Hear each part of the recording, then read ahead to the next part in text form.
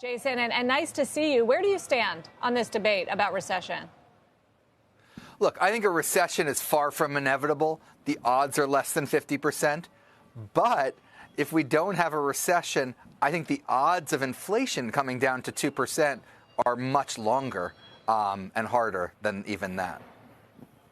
In other words, inflation will come down quickly. That's a good thing, and therefore it increases the chances of a soft landing, and that's where the market is right now? Oh, sorry. Oh, I'm saying we may not have a recession, but if we don't have a recession, we're probably ending this year with inflation above 3%. And so we're going to sort of rinse and repeat the whole concern about how to bring down inflation next year. To be clear, I don't want a recession. I hope we luck out with a soft landing, but I just think a soft landing is a hard thing to achieve. It's easy to avoid a recession. It's hard to avoid a recession while bringing inflation down. Well, it depends, Jason, on where the Fed stops, right, where it pauses, because it's not going to the market is expecting a smaller rate increase at next week's meeting, right, 25 basis points, and then we're getting toward the end. Yeah. Oh, look, it also just depends on what you're talking about. Monetary policy, as we know, has long and variable lags. So, in the most likely scenario, we have end the year with no recession. We end the year with inflation above 3%. And then maybe you have the recession next year as the lagged monetary policy starts to affect things. There's been enough of a slowdown in inflation that I agree with you. 25 basis points at this meeting, maybe another meeting or two of 25 basis points after this. So not a lot of monetary tightening right now. If we get lucky and that works out, great. But if we don't get lucky, you might have to have a whole nother round of tightening later in the year. Interesting to listen to Mohamed El-Erian of Allianz, formerly PIMCO. He thinks the Fed should go even bigger now. He was speaking earlier on CNBC. Jason, listen to what he said. They should do 50. They should take advantage of this growth window we're in. They should take advantage of where the market is, and they should try to tighten financial conditions, because I do think that we still have an inflation issue. Do you disagree with that? I think he's probably right.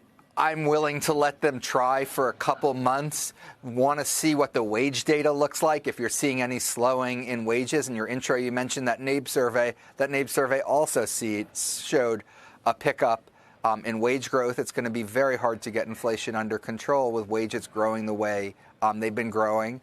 But anything is possible. I think 25 at the next meeting is fine.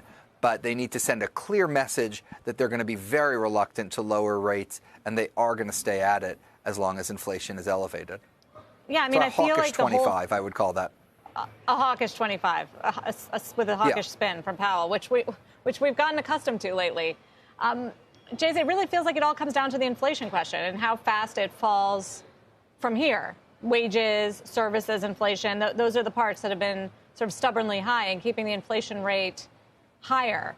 I guess easier to get from 9 to 6.5 where we are right now. What is your best guess about what happens next, how far it falls and how fast?